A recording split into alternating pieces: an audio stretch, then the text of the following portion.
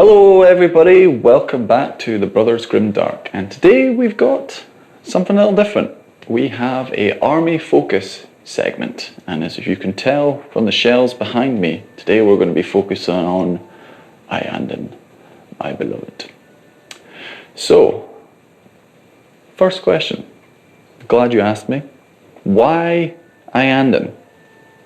It's a great first question. So, when I was getting back into the hobby, maybe like 3-4 years ago, Space Wolves were actually what I started up with again. I had a previous Space Wolf army that was Firstborn, and I started with the Primaris. Anyway, but I was finding all those edge highlightings slow going, so I wanted an army, first and foremost, that would be quicker to paint. Yes, why I landed on yellow is something that would be quick and easy to paint. Who knows? But I did come up with a scheme which I think works quite well and is quick, which we'll get into further down the line. And then sort of was going through, I always have had a soft spot for Eldar. I had a very, very small Elatok army when I was 13, 14, basically consisted of a Wraith Lord, who I still have to this day. It is this one here. And it had, what else did it have in it? I think it had some Guardians and maybe, and I had old Metal Farseer, and it had some Striking Scorpions, and that was kind of it. But anyway, so I always had a big love for Eldar and wanted to go back to them. So they kind of drew me in, and still really liked the Elatok color scheme. I mean, blue and yellow is my favorite color scheme, so I just switched to yellow and blue. But one of the main reasons for that was the fluff. Iyanden to me are the most elfy of all the space elves, because they've got that stereotypical trope that elves always have in anything, is that they used to be great and now they're kind of on the downer. And Eldar in general have that, but I feel like Iyanden have that just to the max, because basically all of them are dead. They were the biggest and the proudest, and they still dress, like they're the biggest and the proudest, but just they're all dead. And that was mainly, I believe, well, a few different things happened, but one of the things was a big zoanthrope getting onto their hive fleet ship and just blowing half of it up. But yeah, they had some run-ins with some other things as well, but Nids are not their friends. So, as you will discover, as you see more of my list, you've already seen my Iyanden and my Space Wolves, but as my armies grow, which I have some more of in the works, you'll see that probably one of my main tropes is mechs. I love mech suits, and they're probably my favorite thing to run in the game, just because I just think they're cool. I don't know what it is, something about mechs just really speaks to me, and obviously Iyanden have all the Eldar mechs, So I've got Wraith Lords, I've got Wraithseers, and to me, even the mini Wraiths are pretty much just small mech suits, and you got a little soul in there in a little gemstone, and yeah, the rest is just like a powered, well, not machine, Wraithbone thing, and Wraithbone body construct. That's the word, construct, which I like. So I've got 35 mini Wraiths, which is probably getting to the point of me being done with them. Probably don't need any more then. So I've got 15 axe and shield boys, I've got 10 swordy sword boys, and I've got 10 flamer boys. The only one I don't have is actually the D cannons, which I think I've got enough anti-tank shooting through my other units that I don't really need any more there, but because it's the one I'm missing, I may paint up 5 at some point. We'll see. It's not really high up on my agenda list for my Iyanden. And yes, I have 5 Wraith Lords, which I might get one more. So I've currently got 2 with twin aeldari missile launchers and 2 with twin Bright Lances, and I might get one more with a Bright Lance. We'll see. And then I've got my 3 Wraithseers, which are one of my favourite units to run. They're great fun, and the fact that they are heavy support at the moment means that I can just really pack in as much as that Iyanden fluff into a battalion as I can, because obviously Wraith Lords and all the mini Wraiths are all in elites now, but because Wraith Seers remained in heavy support, it's good fun for me. Speaking of heavy support, we have my biggest unit that I've ever painted, the Lynx, which again, I always really enjoy running because every time I bring it out, he just performs really well. And he's cool. You know, he's this big hovering tank on the tabletop. And for me, I think the best looking tank in 40k. You know, you might disagree, and please do. But for me, I think the Lynx is just incredibly pretty. It's just this enormous gun on this still very elegant looking structure. I feel like when you get up to the Cobra and the Scorpion, they look a bit heavy, whereas I think that Lynx is just the perfect blend of being a big tank with a big gun, but still has that Eldar elegance to it. And over onto this shelf, we have 6 Hornets, continuing the Forge Wolf theme. So yeah, I've got my 3 Wraith Seers, my Lynx, and then 6 Hornets, which, yeah, are quite fun to play. At the moment, the whole Hornet Pulse Laser isn't that great, just because damage to, yeah, it's not really where you want to be in the game at the moment, but they're alright. And you know, I think a unit of 3 of them, all with Bright Lances, could be nasty. You know, 6 Bright Lances for 130 points. They've got some survivability, they're fast. I might try that out sometime, but I need to paint up the Bright Lances for them. But that'd be something I'd be tempted to run. And yeah, I've got a unit painted up with the Shuriken as well, which, again, damage 2 maybe isn't where you want to be at the moment, but you're getting an extra 2 shots from each of those out with the Hornets, so I think and it's cheaper, so I think that's maybe a way to go at the moment over the Hornet Pulse Lasers, but who knows. So the first things I painted up were actually 40 Guardians when I first started working on my Iyanden again, and I've very recently just upgraded them to the new kits. So these are the freshest models in the army are my Guardians, and I'm really quite happy I did that. The new sculpts are, yeah, I think worth it. It was a toss-up whether I was going to do this or not, but when I committed to it, I was very happy with the decision is the word I'm looking for. Yeah, and I just think they look good on the tabletop. 15 Dire Avengers, which probably are not going to see too much more gameplay for me at the moment, but before the new Elder Codex came out, when they were troops, they were definitely what I was running, just to make sure I could get as enough Wraith stuff into my list as possible. I was just going for the cheap Dire Avengers troops, which a lot of you Aeldari fans out there were probably doing the same. Or at least, if you're not an Aeldari fan, you probably saw somebody else doing something similar. But now they're elites, which I think they should be, because, like, you know, they're an aspect warrior. But I probably won't be playing them too much. I'll maybe throw them in every now and then, but they're not going to be one of my main staples. And then we have characters. So I have 1 Farseer, 2 Farseer, a Spirit Seer, another Spirit Seer. Again, back when I started playing Eldar, it kind of helped to be doubling up on each of those. There was sort of an argument for having 2 Farseers or 2 Spirit Seers. Now, I don't really think there is. Well, in some lists you might want 2 Farseers, but not the way I'm kind of running things. So probably a bit overkill there, but that's fine. And then I have these 2 over here, which I originally converted up again way back when, from Farseer bodies to be, what are they called?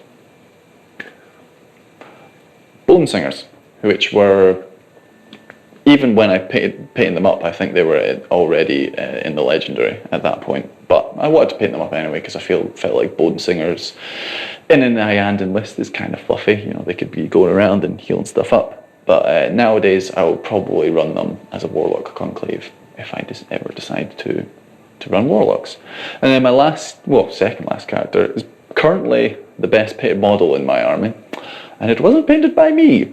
So yes, I got a Farseer Skyrunner, which Rowan painted me up for my birthday last year, and he looks, yes, much better than everything else in the army. Well, yes, much better. He's got this glorious bit of freehand on the front of the jetpike, and yeah, Rowan just really smashed him out of the park. I mean, if you've seen him in a battle report, may have, but that is Iyanden, and this is Iyanden, my main event. She's, in my mind, she is the warlord because, you know, she is mainly just guiding all my race tiers, although sometimes it doesn't make sense for her to be the warlord, especially when you're running Prince Ariel, who's currently not on the shelves at the moment because he is just having the finishing touches to the paint job I'm working on. But by the time this video comes out, that paint job will be done, and through the magic of timey-wimey editing, he should be appearing on your screens round about now.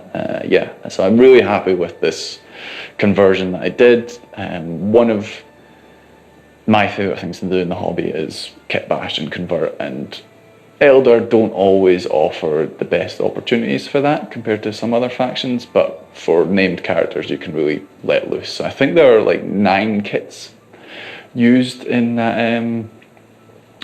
Ariel. See if you can spot them all. But yeah, he was a really fun one to convert up, and he's good on the tabletop now. You know, he's pretty solid with that spiritual highlight. You know, he's good for stabbing things in the belly, especially Rowan's 3-wound warriors. He likes just giving them a little stab with his spear. So that's kind of it. That's kind of a run through of what I've got so far. Things I'd like to add in future. Another great question. Well done you. Well done you at home. That's a good one. I mean, currently I just have the one type of aspect warrior, so I would really love to add some more aspect warriors at some point. However, don't really think I need Dark Reapers. I've got plenty of shooting in this army already, so they're not really something I really want to add. And Howling Banshees, again, just kind of not really the way I want to run my Eldar. I love, you know, the whole Wave Serpent and Howling Banshees pouring out of Eldar. Like, if that's what you want to do, that's great, and I love seeing that, but it's not the way I want to run my Eldar. I really want it to be like a marching wraith force going across the battlefield, as, you know, Iyanden kind of should be. So for that reason, I don't really think I'll add any Wave Serpents down the line either. What I do want is Striking Scorpions, as I'm sure many of you do as well. Plastic Striking Scorpions, please. Yeah, I'd get a big unit 10 of them like that, and that would be something that isn't blue or yellow and blue in my army for the first time, other than Ariel, I suppose, who's mostly black. But yeah, that would be a good mix up to get some green in there. So they probably they're my second favorite aspect warrior, so I definitely have them. But my favorite aspect warrior, and again, please do this, GW, are the warp spiders. So I would love to see them, and it's actually a kind of a hole in my army as well. What warp spiders and striking scorpions do is just churn through chaff infantry. I've got the guardians that can do that, but mostly what my army is good at is actually dealing with tougher stuff. So yeah, that would be something that would be good for me tactically, and just because I love those aspect wars, and if GW updated them, I'm sure they would look incredible as well. So that's probably it on the aspect warrior front. I do have 3 autarchs that are currently in sub-assembly. So one is on a jet bike, one has a warp jump generator, and one is swooping hawk wings. So at some point I will get those painted up, and that'll be more HQ options for me. Don't really need them at the moment. As I say, my army is not hugely quick, it just sort of marches across the board, so the need for a jet bike or a warp jump generator or swooping hawk wings is not huge. And if you know, one of the reasons to run Iyanden is for Ariel, so he's good. So there's not a huge demand for that yet, but at some point I'd like to pick them up. The Avatar of Cain, again, I'd love to have that model. Is very nice, so I'd really like to add him in at some point, but again, he'd probably come with a wave of aspect warriors. So if GW got me some striking scorpions or warp gliders, then that'd be extra encouragement for me to paint the Avatar of Cain. So there you go, there's some incentive for you, GW. Why don't you noodle on that one for a little while. And then yeah, back on the Wraith stuff. I do have a Hemlock Wraith Fighter, which is half painted but just isn't finished yet, so that would help to make this shelf a completely Wraith construct shelf. So links would have to get booted somewhere else, but that would be something I'd be keen to add at some point. Obviously, they're less good than what they were, but they're fluffy and they're cool. And then lastly, yes, I need a Wraith Knight. I know I need a Wraith Knight. You can't have Iyanden without a Wraith Knight. You know it, I know it. It'll happen, okay? Don't worry. I will get a Wraith Knight, and he will also occupy a nice little spot on that shelf. So that's kind of through the hobbying side and touching on a little bit of the gaming side. So, favourite units to run? Again, an excellent question. For fun-wise, just anything Wraithy. I love running the Wraith stuff. That's probably what drew me to Iyanden and what I like to play the most. But in terms of in-play game, which stuff constantly performs for me, top of the list has to be the Flamer Wraithguard, the one with the D-sides. They are an all-star unit for me. I know most people think that and they might be right, but this is just, but most people say that the axe and shield boys, just because they're more reliable, they're more durable, probably the better unit. But I just find the damage output that those boys with the D-sides do is incredible. And there's no target that you can't go after them with, and no target that you feel wasted going after with them either, because they're all damage 1 and they're D6 shots and they're AP lots and they do mortal wounds in addition. They're happy going after whatever. Like, you could just get so many shots out of them. It'll do half a dozen wounds to dreadnoughts and vehicles and things, and they're just very, very good. And they're, they don't have the invuln save, but they're tough. It's not like they're just going to fall over to gust of wind either. So, and they can shoot into combat, and yeah, they're just a good unit. And I love playing with them.